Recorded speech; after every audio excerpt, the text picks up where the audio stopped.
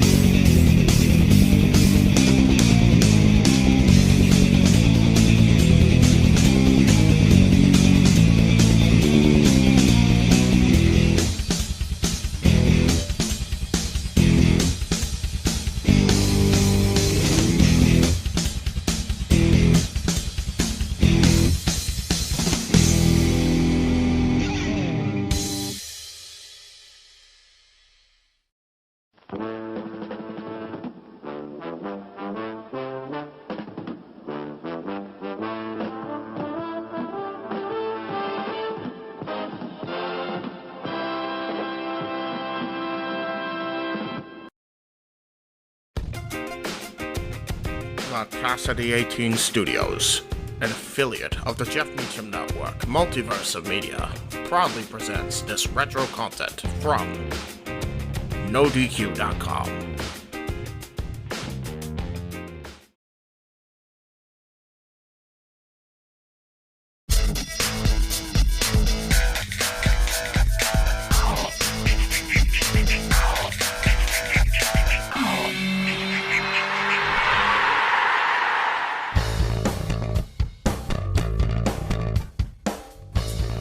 Take us inside, because I don't usually ask you this, because you've done so much media over the last few months. You've done interviews with every website, it seems like. Trying to get the word of RVD TV out. Every time I go to the Observer, there's a recap of an interview with somebody, but I haven't seen this question asked, so I'm going to ask it. All right. Take us into the night and the nights after of the arrest with you and Sabu, getting pulled over, having the whole suspension, dropping both titles.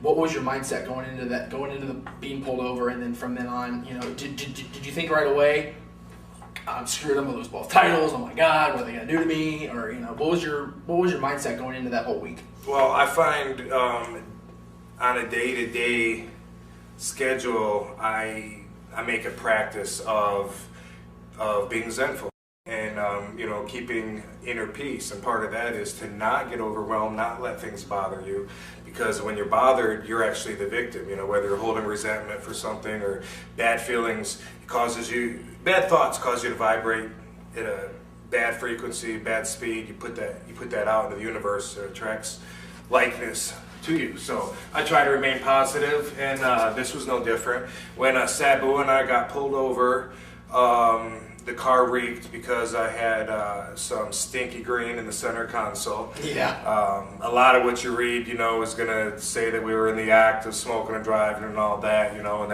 that's to be corrected right now. It was purely for possession. It was no big deal to me, honestly. It wasn't nearly my first bust either. So so I thought no big deal, and Sabu, he was a little worried about it, after we drove off, after the big ordeal of following this a-hole cop, and I say a-hole not because he busted me, but because he's one of those guys that he must have said 15 times, you're like, I'm sorry guys, I feel like I should know who you are, I'm sorry I don't follow wrestling. It's like, dude, fuck off, we know you're not a fan, or else we wouldn't be having these Cubs sitting in the back of your car, Actually, I don't think I sat in the back of his car, but we followed him. But anyway, that's always annoying. But to hear that over and over from the guy, like, guys, I'm so, I feel like I should know you. And he kept trying to joke around and shit, but really, the guy was a dick. He was just a guy that, not because he was doing his job, but he's a guy that I wouldn't be hanging out with in public. He just didn't vibrate at the same frequency as me. Anyway, I had no problems with him, and no big deal. It's like, okay, whatever, race the ticket. Driving off, heading towards Philadelphia, and Sabu's a little concerned. I'm like, relax, Sabu, relax, man, no big deal. They're not even going to find out about it, And the next morning, as we're pulling in towards the arena, my phone starts ringing, and then I knew it was all over the internet, all over the newspapers, and I was surprised, that got out like that. And I didn't realize the big difference between other times that I've been busted, and although I have been busted a few times, the important thing to remember is I learned my lesson every single time. Thank you very much. And the thing that was different was I had both world championships this time, so now the spotlight, was on me, and that made a big difference. We got to the building, we had to go talk to John Laurinaitis, and had to figure out how we were going to talk to Vince. In the first part of the day, there was a little bit of stress coming from them, because they had to make some changes and stuff, and until they had another idea, they were a little bit concerned. Once they had an idea and said, okay, here's what we're going to do, we talked about it like adults, like grown-ups, and there was never any disrespect that I picked up from Vince, from Johnny, from anybody coming towards me, and it was just like, hey, all right, dude, and Vince said, well, that's what we're going to do, you're going to take 30 days off, blah, blah, blah, and he said, be careful when you come back, please be careful. All right, sorry about that, dude. It was actually, not that big of a deal. Then it got all over every television, every radio, every newspaper, it was like the biggest news, and you'll hear a lot of people apologize for me, I've been standing next to somebody who's introducing me to get up on a microphone, saying, hey, Rob, made some mistakes recently, he's sorry for that, but the thing is, he's coming back, and now he's here, and first thing I want to do when I grab that microphone is say, did you just apologize for me? Because I am not sorry that I did that. I won't apologize. Where most people will say that couldn't have happened at a worser time, I say it couldn't have happened at a better time. If I wasn't the WWE champion and the ECW champion at the same time, nobody would have given a fuck. Just like other times I've been busted. Sure. And I would have paid a fine, whatever. But because this happened, and because it was all over the media, it helped educate people on an issue that's very important to me. Okay, because marijuana has been demonized to the point of where people cannot associate marijuana with a successful person. That's the government's brainwashing. When you're a kid, you're taught, just say no, it's for losers. the federal government has marijuana listed as a Class 1 controlled substance along with heroin and acid. You don't know that. Most people don't know that. We get taught it in school, but still we don't know it. That's because they distract you with other things, okay? Right. Now, in 1988, the DEA's own administrative law judge made a ruling, and they said, you should move marijuana from a Class 1 to a Class 2 because it has medicinal value. And they thought about it, and they ignored the ruling. They said, I think that would send the wrong message to kids. What the fuck is that about? Telling the kids the truth is the wrong message. You'd rather keep the scare tactic and lie to them. So now, why today marijuana is a Class 1 controlled substance with heroin and acid with no medicinal value whatsoever, Class 2 with more medicinal value is cocaine, meth, and you tell me if that's not fucked up. But that is the DEA's position on marijuana. Why? Wow. Because they don't want to legalize it, because all that they stand to lose from a weed that grows out in the public that 0 people have overdosed from in the history of the planet. We've had an overdose of water in the last year. You heard about that? There was a radio contest. This girl overdosed on water. In the history of the planet, there's not ever been one overdose of marijuana. Guess what? You probably don't know that. They probably don't know that. That's fascinating. And you also can't find one case in any medical journal of anyone that's had lung cancer, throat cancer, tongue cancer, lip cancer. Come on. Not one case? That's incredible. So do we tell people that? No. Instead, we make them think that smoking pot is going to kill them. When in fact, cigarettes kill 1 in 5 Americans. Not 1 in 5 smokers. 1 in 5 Americans, over 450,000 Americans a year die, is a direct result from tobacco smoke. I watch Celebrity Rehab and they're smoking cigarettes on there. I'm like, come on, nicotine is one of the most addictive drugs we've ever fucking known. How can that be okay? But it's not. That's what I'm saying. I see people go to NA and AA meetings, and they're not drinking anymore, they're not doing drugs anymore, and they're smoking cigarettes. I'm going because the government makes money off of cigarettes and alcohol. Exactly. Big business. And honestly, anybody that does the research will find out that is 100% the agenda behind the prohibition of marijuana. In 1937, they outlawed marijuana because they said it causes violence, promiscuity, and if you smoke enough, you'll go insane. All bullshit, but they've never gone back and said, oh, by the way, that's bullshit. No, instead, they protect their lives, and the government stays behind their position. Says, yeah, let's just keep it outlawed. And people ask me, do you ever really think that we'll see it legal? What they don't know is that we have 12 states that have legalized it right now today. California in 1996 with Proposition 215 legalized cannabis with a doctor's referral. We now have 12 states. There's like another 3 that are under consideration. Out of 50 states, that's fucking major. Yeah, it really is. 15 states is major, yeah. Now we got to get the federal government to acknowledge and respect state rights, because they can override state laws. So while the state of California says it's perfectly legal to go into a marijuana dispensary with a doctor's recommendation and get your medicine, DEA from Washington can still come in and say, oh, we don't acknowledge that state rule. We got our own rules, because we like to keep it as a Class 1 controlled substance with no medicinal value. Most people know that it does have some medicinal value, but they don't care enough to go and make a change in the laws. They don't care that we spend almost $1 million a year arresting marijuana patients like they're bad people, like they're criminals, like they're killers or whatever. They don't care about it. They know, oh, I think it has medicine, but maybe it's only like if you're dying of AIDS, No, a lot of people can benefit from it. And here in California, it has the most lax qualifications, and then it varies. You go to Rhode Island, you do have to be a lot more serious to get it, but that's the move in progress. So back to what brought all this up, when Rob Van Dam a two-time, current 2 championship belt holding motherfucker on top of the world, the representative of pro wrestling, is associated with marijuana smoking, I say 2 thumbs up, kids.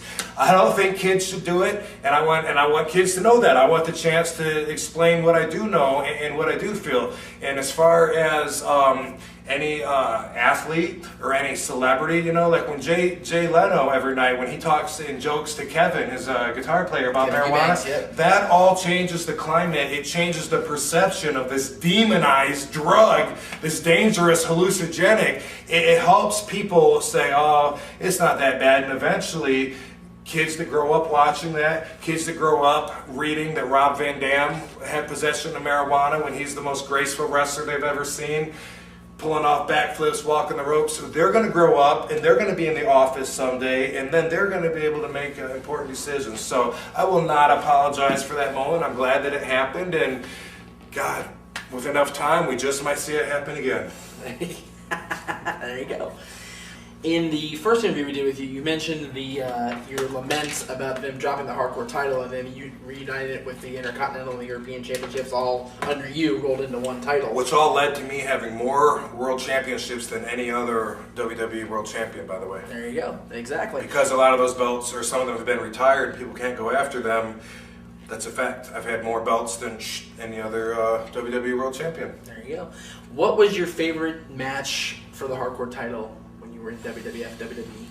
Oh, geez. Well, I definitely enjoyed the one where I won the title from Jeff Hardy at Invasion. That stands out as great. And plus, I was just reeking of ECW. I was like fresh in, you know, still my old self didn't have to adapt yet. You even wore the tights you wore at the last pay-per-view for ECW. Yes, I did. The stripe of the tiger, or what is it, tiger? The Tiger Stripe. That's a very popular favorite among the fans. You know, that's a great action figure too. We got that figure signed by you somewhere. Yeah, they've actually made a couple of that. A newer one and an older one. But anyway, let's see. Can I remember the question without asking them if I stall enough? Okay, yes. I'll tell you. Another match that comes up that really sticks out is one that I've never gone back and seen, and I think I heard it's on YouTube or something, and I mean to watch it sometime. But it was RVD versus Tommy Dreamer. Oh, to I think unify the Intercontinental and the Hardcore. If that's what it was, I couldn't remember if it was the Intercontinental or the European.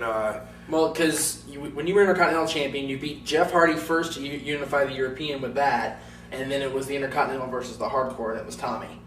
Kick-ass match, and I just remember. I remember the way it went down, and I've never really gone back and seen that. But it's on YouTube. That's one match. Yeah, I'm sure, and that's one match that I really wanted to get on my DVD, one of a kind. That it just didn't make the cut. Right? Yeah, it should have. There were some really good matches on there, though. Let me ask you this though, because you seem to know about the belts. Did I ever have the? What's the one on SmackDown they have that's like... the U.S. title? Yeah, did I ever have that one? No. Okay.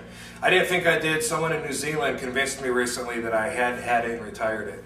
Okay, well there you go. Straight from Jeff Meacham's mouth. The trivia buff himself. Now, what you had, when you were the Intercontinental Champion, technically the U.S. title had already been integrated into the Intercontinental belt because of the Survivor Series 2001 match between Edge and Test. So there is some room for some kind of little gray area. Yeah, you know, you could be the co-champion. You could have been, you know.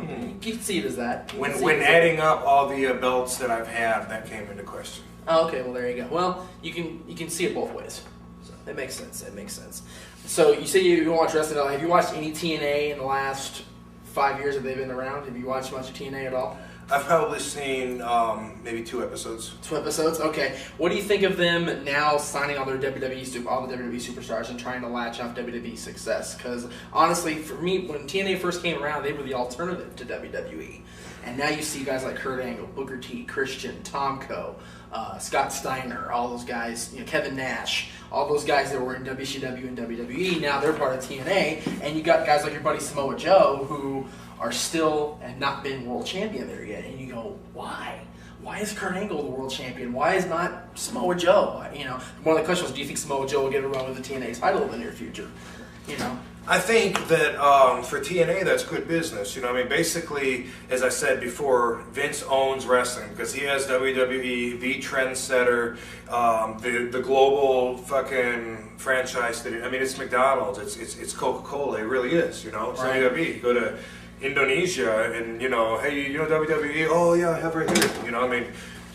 TNA's not that. They're not. TNA's way down here, WWE's way up here. People ask me all the time about, why don't you go to TNA? You could have better matches, you can be with this guy, and obviously I don't have that passion, that desire, that self-challenging factor in me saying, oh, I think I can go 35 minutes with that guy and give him his best match. It's not about that for me.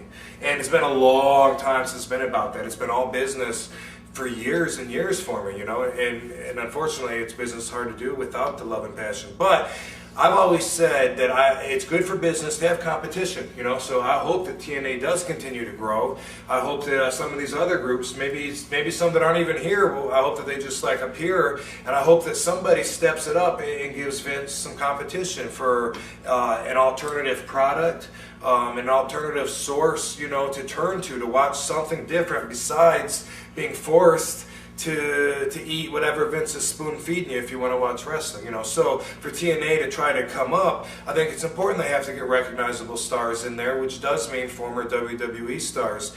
You mentioned that they were, I'm not sure what words you used, but you said there was WWE and you said it before TNA. They were the alternative, but if the alternative to WWE really means we've got these smaller non-exposed guys that none of you guys have ever heard of, and we're trying to compare with WWE with these worldwide mega superstars, well then TNA is just going to lose out, that's just the way it is. So even if Samoa Joe was the king of all the wrestlers that hadn't been exposed yet, that's still what you got, And honestly, when I watch it and when I turn it on, I don't know who 90% of the wrestlers are. Yeah, it's hard to follow. And I imagine that most fans that don't tune in every week are going to feel that way too, Right. I've heard some fan reaction like Booker T was, this top star, he's wrestling Batista and he's wrestling Stone Cold. Now they got him wrestling some guy I never even heard of, and it's like, okay, I understand that, but for Booker and him carrying on business, that's what you do, what I mean? Exactly. You rule out the first one, that's not there anymore, so now what do you got? Now you go to TNA where you continue on your career, and whoever these guys are that he's working with, maybe he can build them up, maybe the whole group TNA will come up, and maybe all these stars that nobody knows who they are, maybe someday they will be big enough stars to give WWE some competition. I doubt it, because I know that Vince is the king of promotion, and I don't think he's willing to sidestep that position, but it's important for TNA, even if you want to build all the other tomorrow's stars, you got to have some of today's stars in there to draw attention to it, All right. Any last minute plugs you want to get in before we stop? Trying to get everyone to know about RVD TV. This is at robvandam.com. It's directed and produced by RVD. This is completely my show. Nobody tells me what to write. It's everything that I want to share with you. This follows my time after I left WWE. I'm at home, I'm in California, I'm in Venice Beach, I'm in Hollywood, I'm in my gym working out, I'm showing off on my diving board, and I'm interacting with a lot of my friends who happen to be celebrities. You'll see Justin McCauley, Chris Masters, Samoa Joe. You'll see UFC fighters like Tito Ortiz, Kendall Groves. You'll see actors like Jay Moore, Andrew Bernarski. I have friends that are in the music industry like Sindog from Cypress Hill and Taboo from Black Eyed Peas, and I have a huge list of my friends that I haven't gotten to yet that I'm going to be that have already committed, to shooting future episodes of RVD TV. And what this is about for me is showing the other side, the real RVD, because the guy you see at RVD TV is as genuine as it gets. I don't lie. I'm proud of that. I have no reason to. I shoot from the heart, and I get my other friends, and we approach a conversation or a subject where you get to meet the real person there too. Justin McCauley, myself, and Chris Masters were talking about gun control. Chris says, I don't know what the laws are. It doesn't matter who does know. What do we think about it? What do you think about abortion? What do you think about God? What do you think about the Bible? What do you think about violence and entertainment? What do you think about wrestlers dying young? These are all subjects that I approach with my other friends. It's called Friends in High Places, a reoccurring episode of RVD TV. You like that, Friends in High Places? Very good, yes. You can see RVD TV at robvandam.com, the official website of the whole fucking show, Rob Van Dam. Check it out, subscribe, let me know how you love it. We'll see you next time on Talk Wrestling.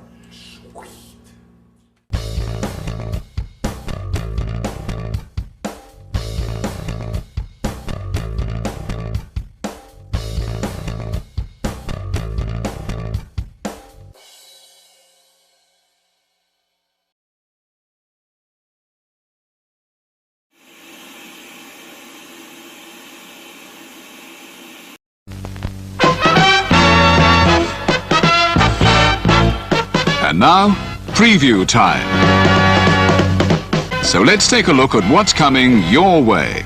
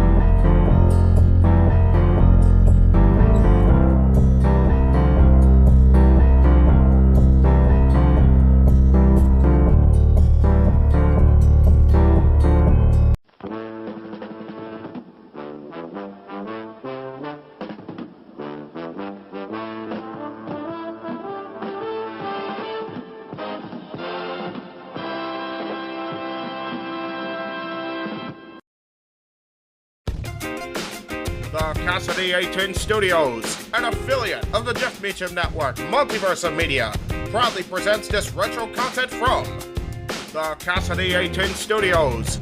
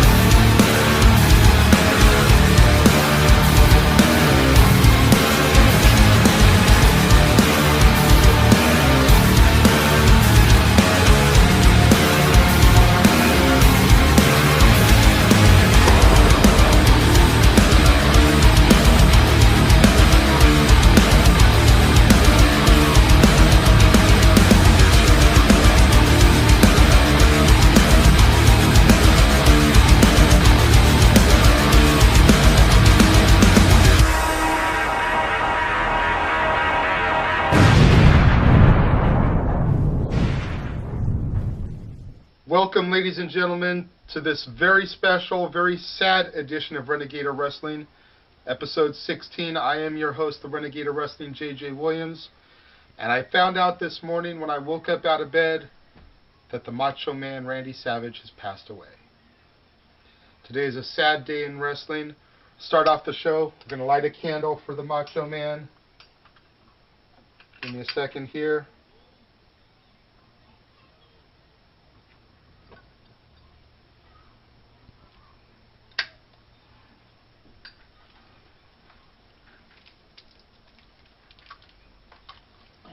Randy Savage.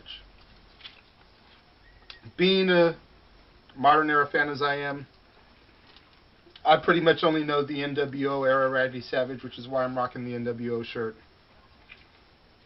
But as a fan, as a historian that you've grown to know and love from the Renegade of Wrestling and Dad's on Wrestling, I've done my research.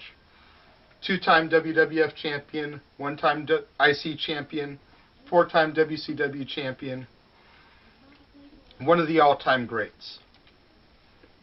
He's been kept out of the Hall of Fame for way too long, and I hope that Vince pulls his head out of his ass and inducts him into the Hall of Fame this year. It's sad that it's going to take his passing to do so, but I really hope that Vince does the right thing and puts the Macho Man in the Hall of Fame. That being said, we're going to start talking about some Macho Man memories. First person we're going to bring out is your regular cameraman for the Renegade of Wrestling, your regular cameraman from Dad's on Wrestling, Double A, Aaron Austin. Ooh, yeah, brother, dig it! I am the Macho Man, Double A, Austin. Oh, yeah, snap into it. A Slim Jim, that is, brother. Dig it, let it happen. Well, all jokes aside, rest in peace, Macho Man Randy Savage, former WWF Heavyweight Champion. I mean, some of the greatest memories by Macho Man Randy Savage to me. I mean, some of them he lost, a couple of them he won, but one that stands out right now is WrestleMania 5 against Hulk Hogan. The Mega Powers exploded. He lost that match, but epic battle. The Ultimate Warrior, WrestleMania 7, another epic battle right there. It was one of his greatest matches in the WWF history, but his greatest match in the in wrestling history, period, bar none, was WrestleMania 3. WrestleMania 3 versus Ricky the Dragon Steamboat for the IC title. Both of those men poured out their blood, their sweat, their tears, their heart onto that mat and gave 93,000 plus fans the greatest match anybody could see in their entire life, right there in Detroit, Michigan. To me, I mean, I am like choked up in tears right now. That's why I have my. When I heard the news, I felt like breaking down in tears. I still feel like breaking down in tears, but damn. The Macho Man Randy Savage, may you rest in peace. You know, may God be with you. I'm a loss for words right now, so if you don't mind, I'm gonna slip on out. Thank you for coming and sharing your memories, sir. What can I touch on? Double A just said, you know, WrestleMania 3's IC title match has been regarded by many as the greatest WrestleMania match of all time, arguably only compared to the Iron Man match. Those are always number 1, number 2 in anybody's lists. The WrestleMania 7 one against Warrior, many critics feel that that was the Ultimate Warrior's greatest match ever. Next person we're going to bring out to share his Macho Man memories is my regular Dad's on Wrestling co-host, Mr. TW Jeff Meacham. Me on this side, or where you want me to Doesn't go? matter, sir. Okay. I'll scoot over some. Cool. I'm over here crying my eyes out. It's bullshit. I hate this. I hate doing tribute shows just because they're so sad. I've been doing this stuff for almost 10 years, and it doesn't get any easier. It never gets easier. I remember when Chris Candido passed away, and we did the XMV for him. It was And this is my first one. Yeah, I know. I don't know if it's a curse or if it's lucky, but it's my first one that I've had to do. I'm sure there'll be many others to follow, but... Well, your first one's a big star, put it that way. I was going to say, on the brighter side of things, if there is a silver lining, it is that the Macho Man is my first tribute show. I mean... I've got one. I heard what Aaron said, with the memories and everything like that, the WrestleMania 3, WrestleMania 7, definitely the Warrior's greatest match, you pointed that out. I mean, Warrior and Hulk, no doubt about that, was up there, but Warrior and Savage helped each other in that match, no question. Warrior actually did a lot of good in that. I give Warrior mad props. I don't do that very often with Warrior, but I do give him mad props. My memory of Randy is a little bit more personal than the rest of y'all because there's two that are right intertwined with each other. Okay, go ahead. The first is the interview that I did with him in Extreme Mayhem back in 2003 when the CD was coming out and we were plugging that for him. And Be a man, Hulk. Oh, yeah. And Brian Adams' crush was also on that. Oh, okay. So both guys have now passed away. Yeah. So for me, that audio file on my computer at home, which is crashing as a piece of crap, but I still have the audio file saved, I will treasure that forever now. And just having an hour with him, having an hour with Randy Savage and Mike Nagel in the same interview for an hour, I'm just throwing that out there. Hey, the Those next two time, crazy the guys. next time you go back up to your old home, you need to try and put that audio file onto a jump drive, and we'll figure out if we can't chop that interview up enough that we can meet the 15-minute requirements on YouTube and upload it. Actually is on NoDQ.com right now. Aaron Riff, I gotta give him props. He's the boss, I gotta give him mad props. He immediately got a whole slew of Randy Savage stuff up, like within 20 minutes of hearing the news. So if you go to NoDQ.com on the main page right now, the audio interview exclusive with Randy Savage from 2003, that's me and Mike Nagel, not Caldwell. Yeah, not Stat Boy. Not Stat Boy, doing the interview with Randy Savage. So check that out, download it, listen to it, and enjoy the shit out of it because it was fun. What goes along with that was the phone call from about an hour and a half before. Because Randy called my house for the interview. I had to use the house phone because that's just the way it was back then. Yeah. I had no cell phone back then. I was freaking 19 years old and fresh out of school, blah, blah, blah. It wasn't like these days where freaking 10-year-olds are walking around junior high with cell phones. Exactly. My mother, who is right along with where Jade was a few months ago and despised the business and blah, blah, blah, and things like that, she marked out for the fact that Randy Savage called her house. She was going nuts. So, anybody can make my mom mark out for any wrestling thing. That's a good day, Tater. It's a good day, Tater. And didn't you also mention that to me, behind the scenes, that Randy Savage was your father's first big wrestling? Yes, and you know what? He was the king. As far as my dad was concerned, we guys zooming on the fat boy, really? All right. Well, like I'm not in the shot enough, seriously. Wait, we just went from widescreen to like super HD freaking widescreen. Wayne's World screen there, seriously. But he was the Macho King, and he was the king for my dad for the longest time. When he left for WCW, my dad kind of went, let's go with Undertaker, and he made the right choice, obviously. Yeah. But Macho, Randy, wherever you are, and I know you're with Liz right now.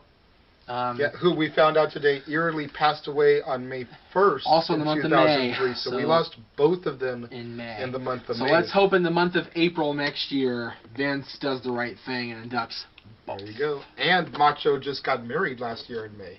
That's right. May 10th. So my heart goes out to the most recent Mrs. Poffo and to Angelo and everything like that. I gotta walk on. Fuck. Last guest we're going to bring out right now to share his Macho Man memories is loved by some, hated by many, none other than the one and only lady killer, Ray Larkin. Renegade. Always a pleasure. Always, sir. Thanks for giving this to me. Snap into a Slim Jim. Ooh, yeah. I didn't want to talk about how the Macho Man Randy Savage died. Today we're just going to talk about how he lived. There you go. And the best thing about the man who was too hot to handle and too cold to hold. One of my all-time favorite matches was against Bruno Sammartino. Macho Man versus Bruno Sammartino. It's on the DVD, on the Macho Man Ultimate Collection. Which you can find at Best Buy. Shop Zone. Yeah. But it was actually a good match because it was an epic battle between one of the greatest wrestlers of all time and one of the future greatest wrestlers of all time.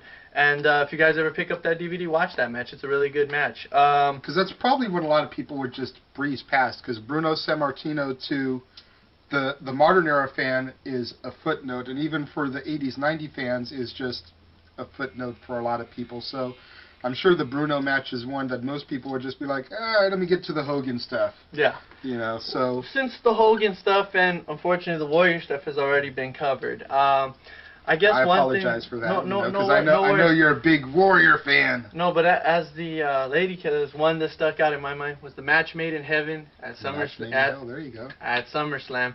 And to me, to see that man profess his love to Miss Elizabeth, even as a child, it made me, it made me even bring me to tears. Like, oh my goodness, like this guy's not only is he a wrestler, but he's also a ladies' man. There you go. And to me, like I said, even when I watch, I can't even get on YouTube right now and watch Together, the tribute video, that's man. that will tear me into tears. There you go. I mean, I had to go on YouTube once I found out about the news, and I'm like, what can I post up here that will not make me cry, but that everybody else and their mama isn't going to post? Yeah. And I decided on posting the Bonesaw McGraw Spider-Man match from the first Spider-Man movie.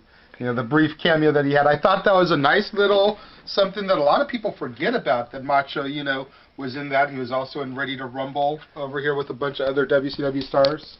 Yeah, but not to mention, the biggest accomplishment. And it was pretty funny, yeah. The history of the Intercontinental Championship. A couple new decorations just for the tribute show. Two big Macho Man memories that stand out in my mind is WrestleMania 4 when he defeated Ted DiBiase to win the WWF Championship. Yeah. Always stands out in my mind. And, as much as I love the Macho Man, even in these dark days, I have to make fun of the Zoot Suits. I'll never forget the Zoot Suits. And Eric Bischoff just told him, we'll give you Gorgeous George, Miss Madness, and all these Molly women. Holly, though, dude, Before they were superstars. This man was coming out with three beautiful female ballets. One day I can only aspire to walk out with 3 ballets as beautiful as the ones that the Macho Man used to walk out with. But another one that I'm remembering, and I don't remember which WrestleMania this was, but when Sherry turned on him and Elizabeth came back and embraced. WrestleMania is 7. Yeah. Okay. That was another memory that's standing back, just jumped down my mind as we were talking about Elizabeth and everything. And probably the closing is that all these guys that we admire, that because these days it's Kofi Kingston, it's John Morrison, new people, but the ones that we remember, Mr. Perfect and Ultimate Warrior, Hulk Hogan, and Macho Man Randy Savage. These were our heroes growing up, and what kills it for me is that as a child, like, I grew up idolizing these guys, dressing up and pretending to be like them, and wearing the striped. I used to grab the little race stripes, like when I would see like a high school race or like a track meet or something. I would take the little strings from the finish line. I would try to be I would just try to be the Macho. Make little tassels. Because people like Macho Man were my hero, and what breaks my heart is that I always believe heroes were never supposed to die. We weren't supposed to die, but Macho Man's gone now. And he was always my hero. Guys like that, I would race to the TV every Saturday for Wrestling Superstars and WWF Challenge, and I would watch those people growing up. Money me. On that note, we're going to go ahead and wrap it up. We're getting the signal by Double A, who obviously took over after his little speech. So for Double A, the Lady Killer, Mr. TW, and of course myself, we just want to say rest in peace, Randy. And oh yeah, brother, we'll see you on the other side. Dig it!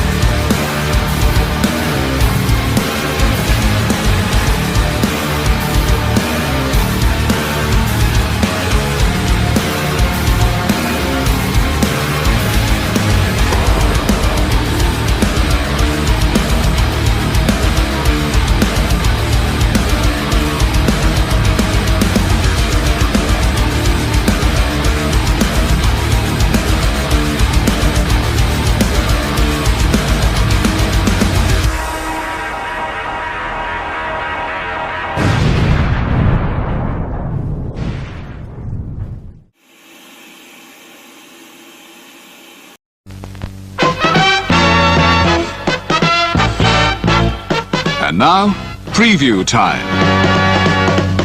So let's take a look at what's coming your way.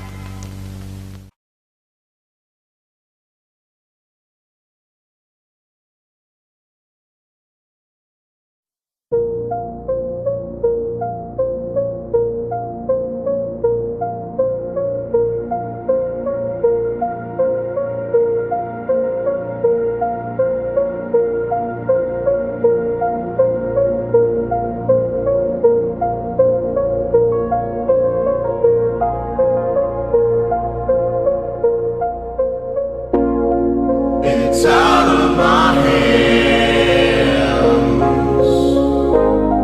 but I'm still in control. It's out of my hands. You can never take away the power of my soul.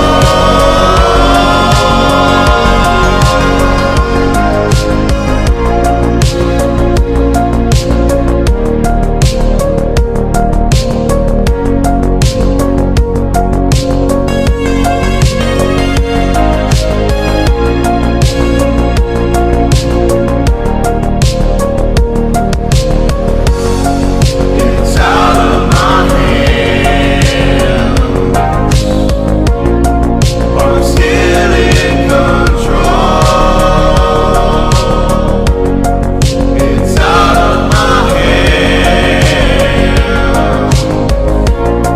You can never take away the power of my soul.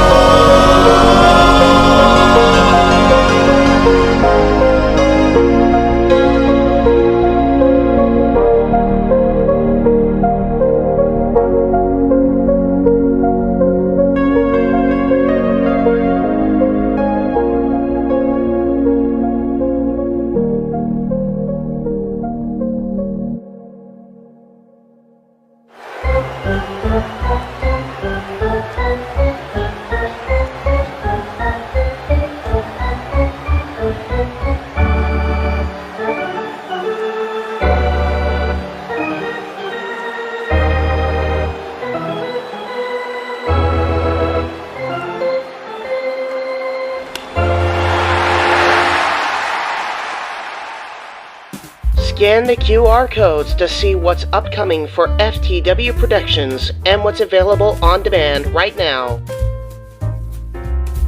Button Masters Stable Wars entire playlist. FTW Productions Watch Party for WrestleMania Go Home Raw. Mistress Audio Dramatic Readings featuring voice actors from Weymouth Youth Wrestling. All Retro Wrestling Review Series videos on demand and upcoming.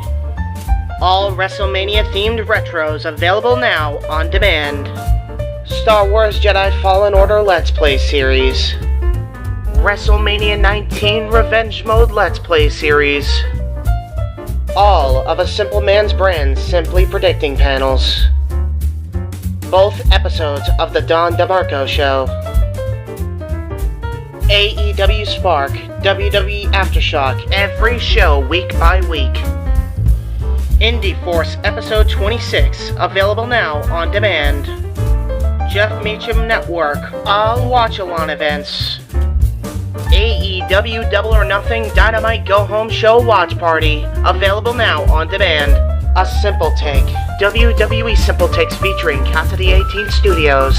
Super Mario Bros. Z voice acting. Episode 3 coming soon. Breaking news. ATW View Impromptu. WYW Intro and Immortal Stream. Wrestling with Idiocy Episode 8. Fast Food and Restaurants discussion. Plugs have concluded. On to the video.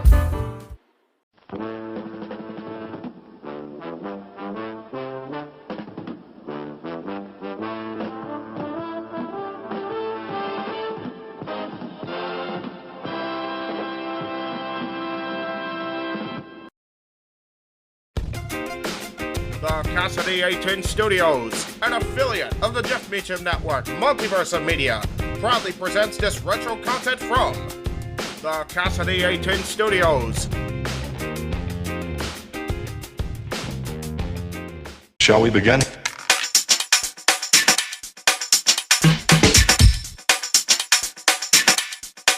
Let's begin now. Let's begin now.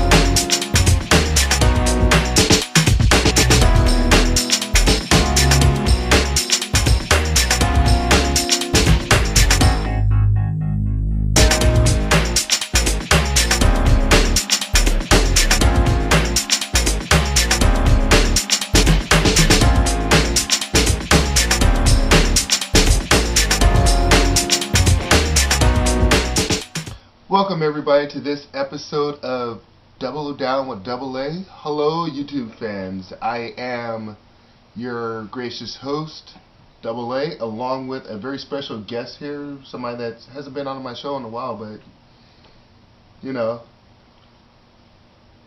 go ahead and introduce yourself, sir. I didn't thought you were going to take care of that for me as the host of the show. I am the Renegade of Wrestling, JJ Williams, but you already knew. Oh, jeez.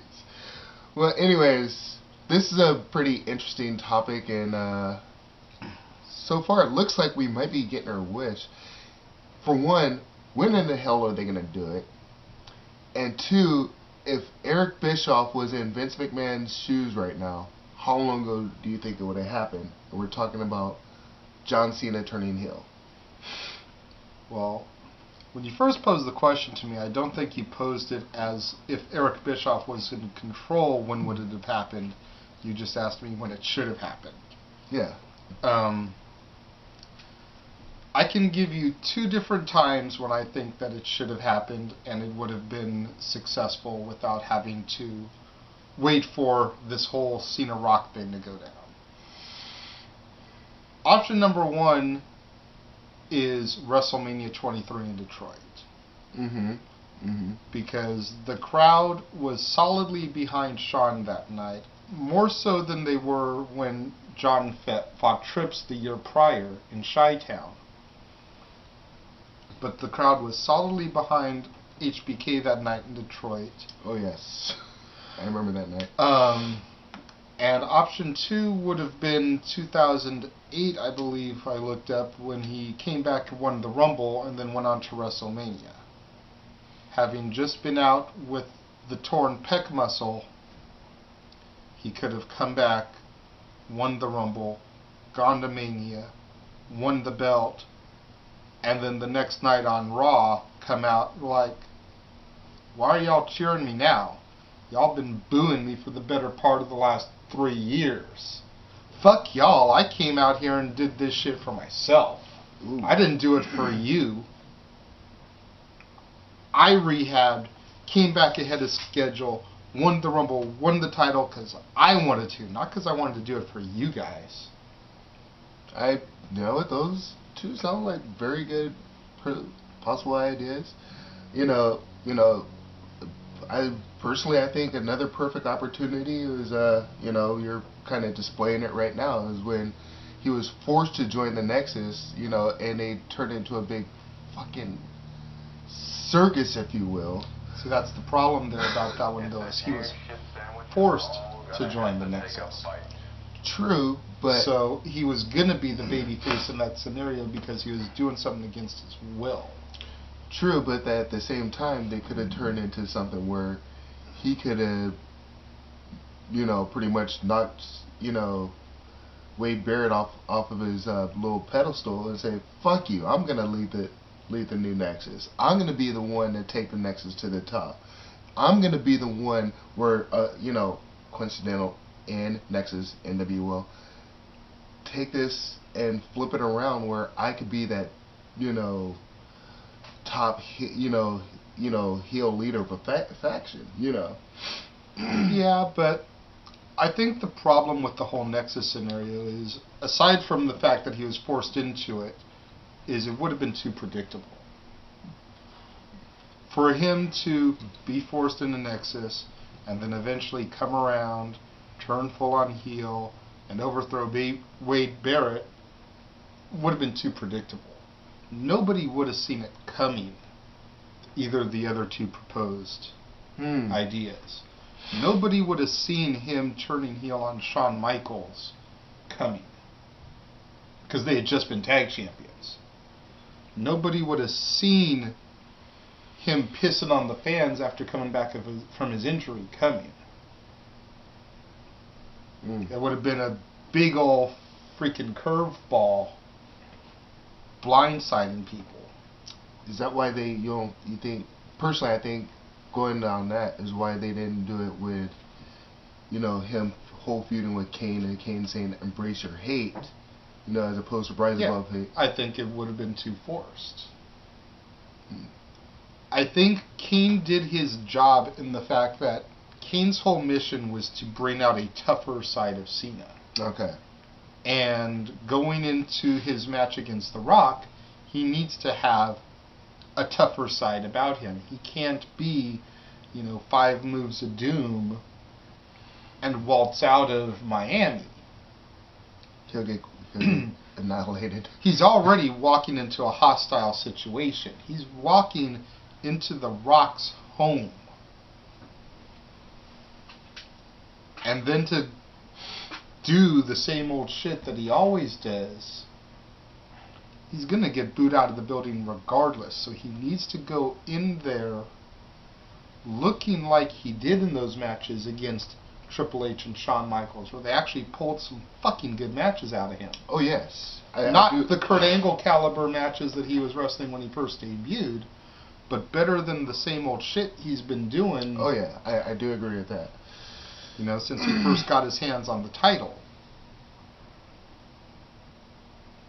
But I think that was the whole purpose of the Kane thing, was just to give him that edge back. Kind of like that She's-tastic chick flick, how Stella got her groove back. Really? Kane and Cena was to help Cena find his groove back, to get back to that, what we saw on Raw, where he just came out, Thugonomics 101, and just murdered The Rock. The Rock got some good shots in on the Rock concert, but it took him 10 minutes to do what it took Cena 2 minutes to do. Going back on that Doctor of Thugonomics thing, I stated earlier in the episode where it says, looks like we're finally starting to get our wish. Yes. And we kind of touched on that last night, where I pretty much said, when they finally do turn him full on heel, he can't be the Doctor of Thugonomics again.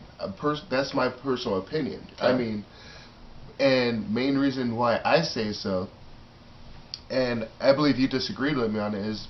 And I'll tell the fans why in a second. Go ahead and get your point. The main reason what got him over as his over-the-top babyface was the Doctor of Thugonomics. You can't go back to what,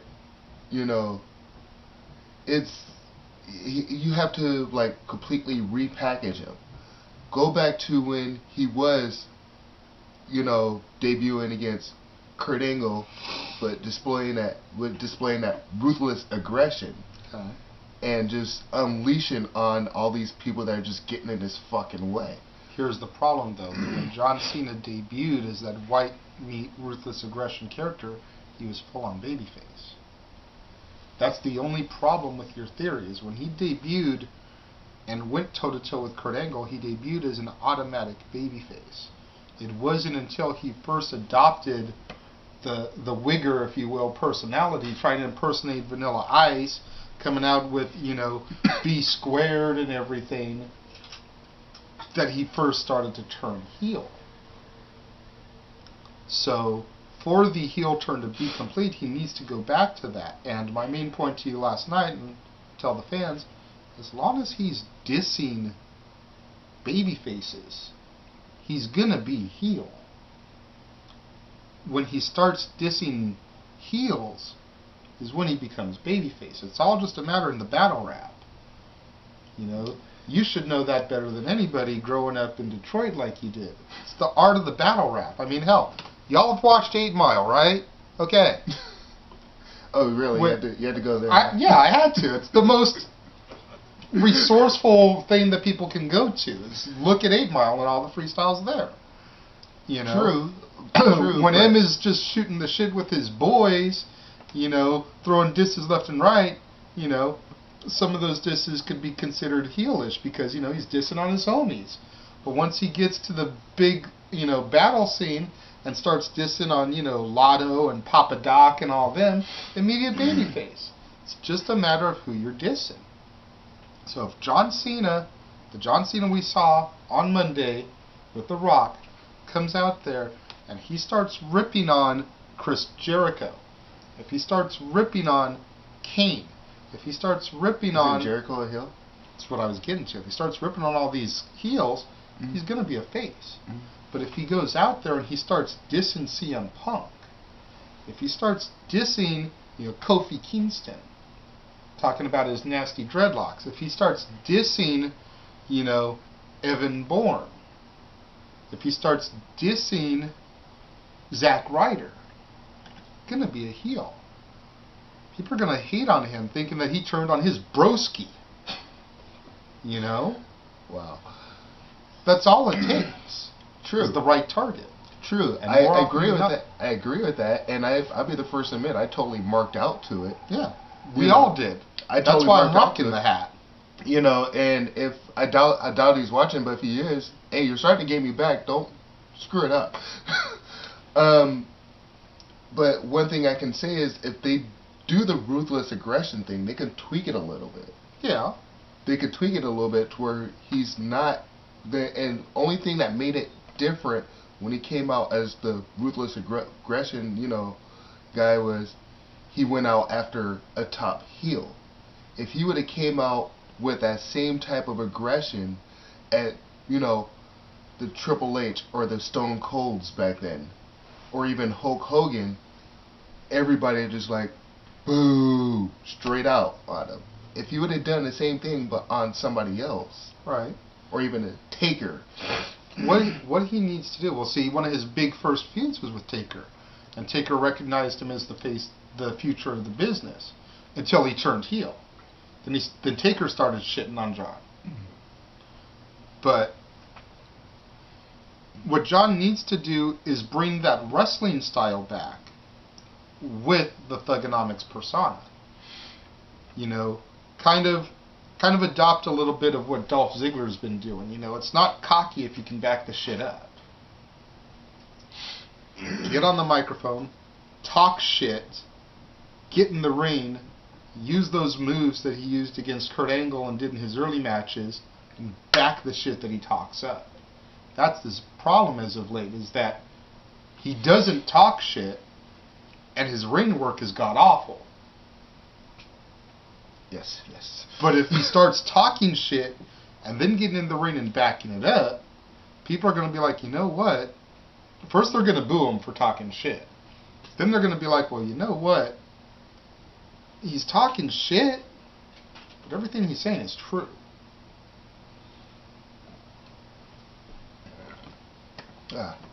Well, I guess that's about it for right now. What do you fans think? You know, leave your questions and comments, you know, in the comment box. I know we're gonna get trolls. I mean, they're unavoidable. I do have one thing I want to ask you though, off wrestling topic. Okay. Just because I'm sitting here, I have to do this. What did you think about Detroit getting their asses handed 2 games in a row while they were in California? Okay, on that note, I'm going to have to do an infamous walk-off. I'm leaving my own fucking show because of this shit. See you next time. This was Double Down with Double A, and I just made him walk.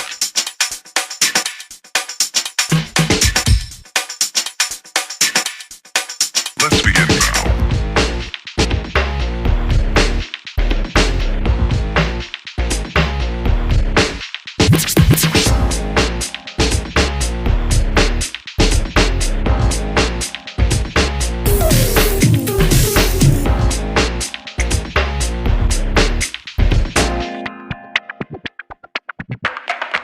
Let's begin now.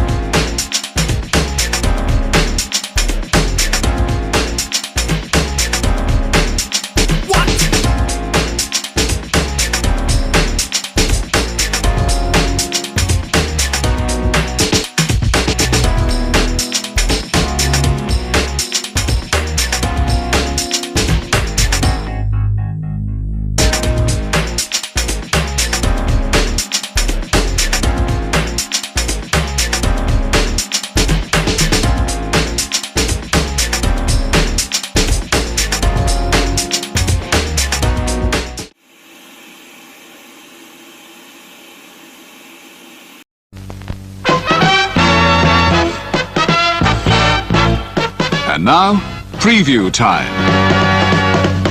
So let's take a look at what's coming your way.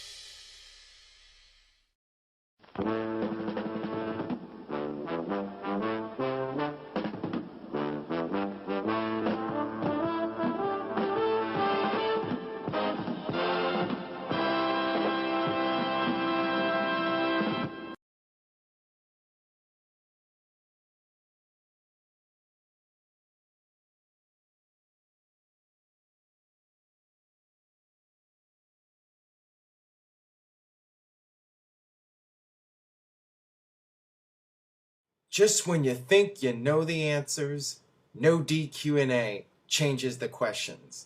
No, I'm just kidding. We don't change the questions. Welcome, everyone, to No DQ&A video here on NoDQ.com. I am the owner, Aaron Rift. Thank you very much for checking out the show. I really appreciate it. Keep subscribing, keep watching the videos, keep spreading the word, and we'll just see where things go. But for now, let's get right down to your questions via FormSpring. What is the deal with the whole text thing between Nash, Punk, and Triple H? Why has everything been so vague and confusing regarding it? Who do you think sent in this text, and where is the whole thing going to go? Well, the reason it sounds vague and confusing is probably because WWE isn't sure which direction they want to go with the storyline. I mean, if the Raw GM storyline is any indication, this thing might go nowhere. In my opinion, the most likely scenario is that Triple H turns heel and it's revealed that him and Nash were in cahoots all along. They reform the Clique or whatever.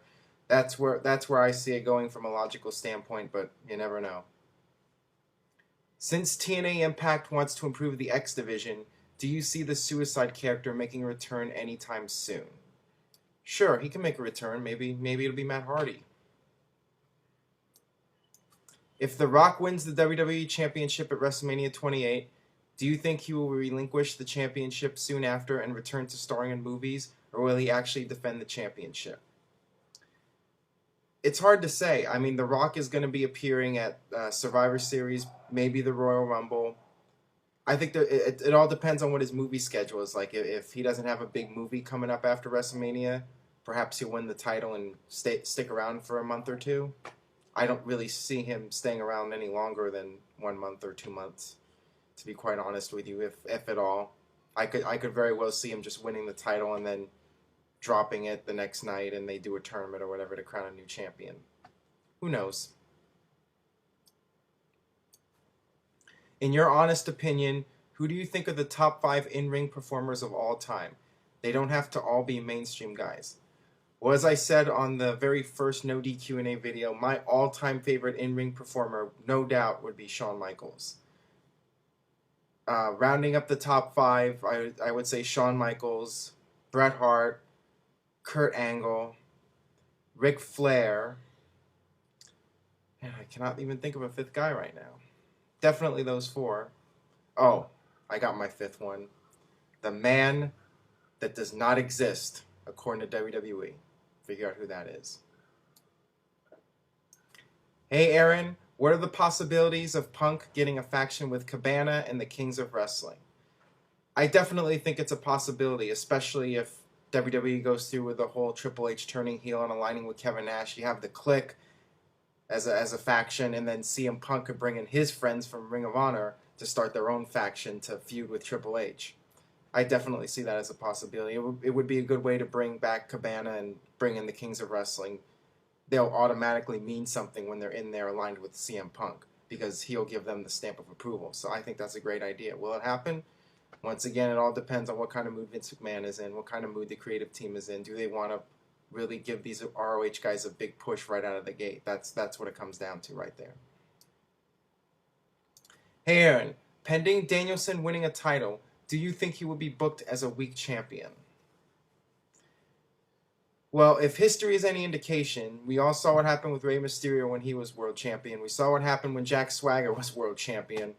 Yeah, most likely Daniel Bryan, if he wins the world title, which I said before, I think it's a pretty good possibility considering he's been losing every match on TV. And normally, based on past history, that means he's going to win the title. Yeah, I mean, WWE doesn't really push the world champion if they don't really see the guy as a world champion. It's like they just throw the belt on him like they did with Jack Swagger, but they really never saw Swagger as a top level guy.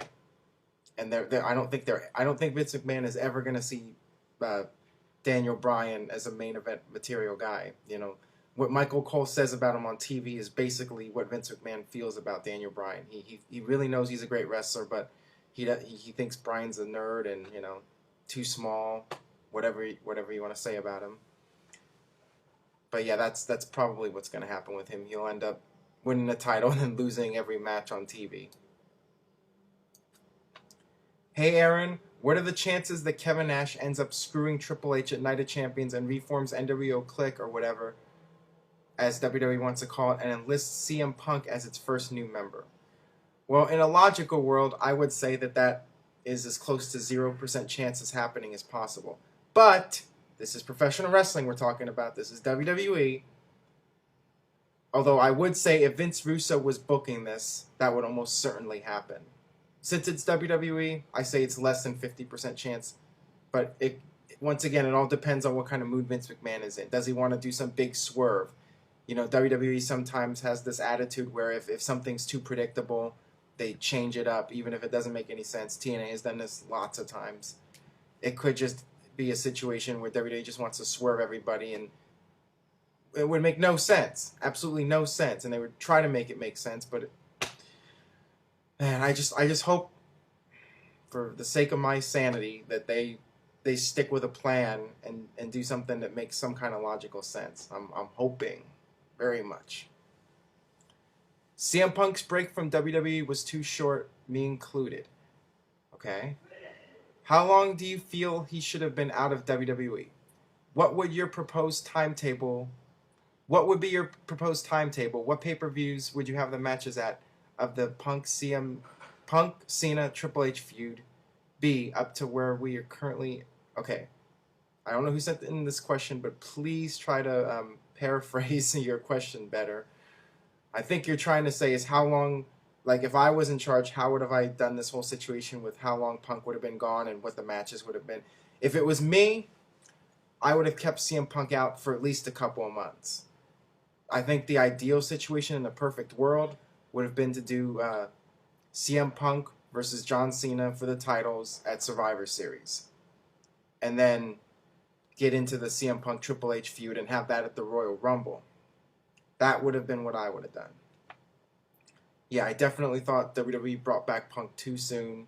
And it kind of, the storyline was so hot and it kind of fizzled a little bit when CM Punk came back so quickly. You know, part of the reason people were so much into it was because Punk was an outsider. And I think WWE could have done a lot more with that. So, yeah. After football season is over, do you think WWE will continue to put Raw stars on SmackDown and SmackDown stars on Raw if the ratings get better? It depends. It depends. You know, we'll see what happens with the ratings. If the ratings don't go down too much, you know, it could really go either way, 50-50.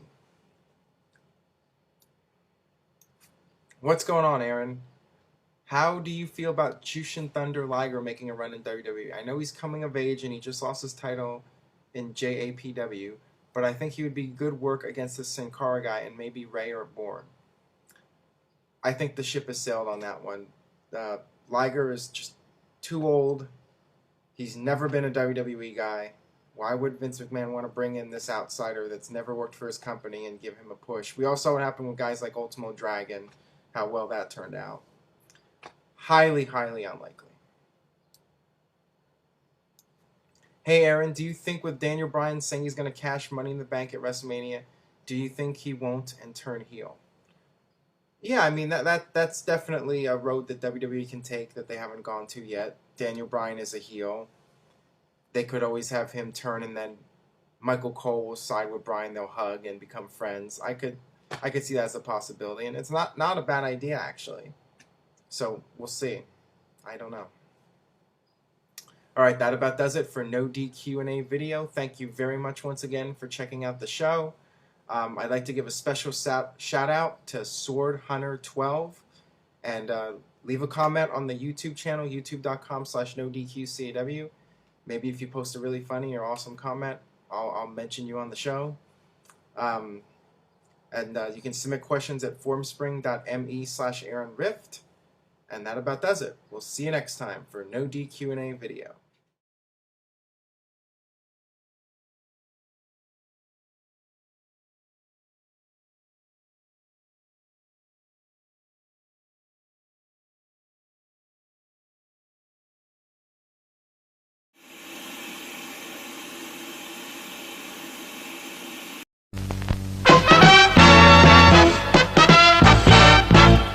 And now, preview time. So let's take a look at what's coming your way.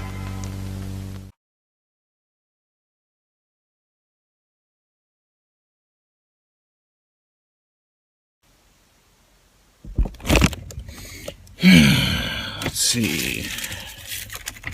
Burger or sausage? Burger. I mean, it's not going to matter when it comes to your diet, huh, buddy? Hey, how's it going, kiddo? Well, I was wondering when you were going to just raid my freezer and fridge. Okay, so I was just in the neighborhood and I wanted to say hi. I'm looking for some, parameters that you might be working on, good sir. Yeah, you done? Not yet. You're fat. All right, cut the bullshit, Lars. What do you want? I'm just looking for some content, because I'm fucking bored and I'm living in a fridge. You want content? Yes, of course I want content. So do the people, you dumbass. The people want content too? Okay. No shit. If I feed you content right now and what's upcoming and what's already on FTW Productions, will you leave me the fuck alone? Okay, maybe just for today, but probably I'll come back tomorrow. All right, cool. Let's do it. Coming up this week on FTW Productions, we got AEW Spark and WWE Aftershock. WWE Aftershock, hosted by yours truly. God damn it, I watched a bunch of WWE content. I wanted to kill myself. But also, Noah Foster and Zero covering all the AEW stuff on AEW Spark. So go check that out on Wrestling Fortune 44 Incorporated, along with a bunch of retros for this upcoming week of Wrestling Madness. Because we got Impact Unbreakable 2005. We got Double or Nothing 2019. We got WWE Battleground 2013. And we got Night of Champions 2012. All retros are done and in the can for your enjoyment. 2 of them out now, and 2 of them premiering this week. Speaking of premieres and lives, Noah Foster has got 4, count them, 4 premieres coming up this week on the Simple Man's brand. Simply predicting.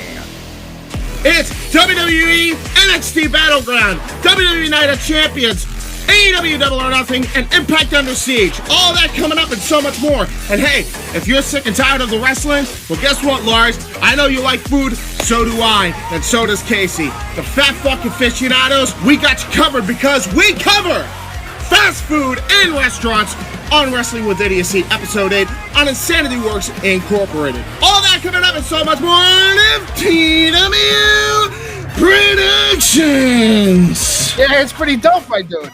All right, you fucking happy now? I mean, I'm semi, erect at the moment. All right, cool. Get the fuck out of my fridge. Don't let the door hit you on the way out. Oh, don't throw the... Wait, well, what about the brownies from 2B? You fat, no-dick-having motherfucker. I heard that.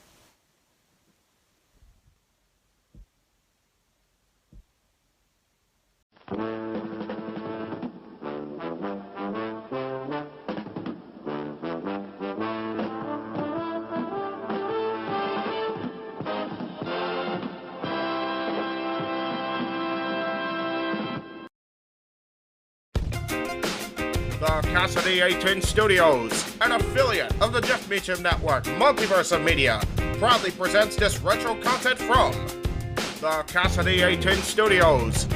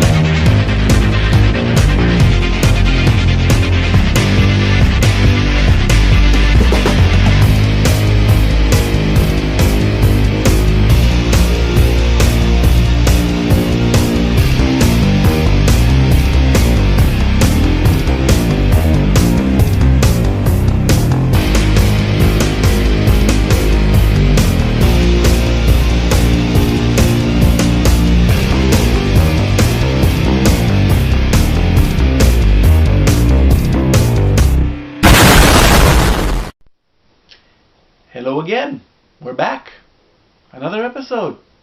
Cool. Number 16 of Boy Rants. And this is going to be the fallout of Vengeance, or the results of it from Vengeance, and what happened on Raw.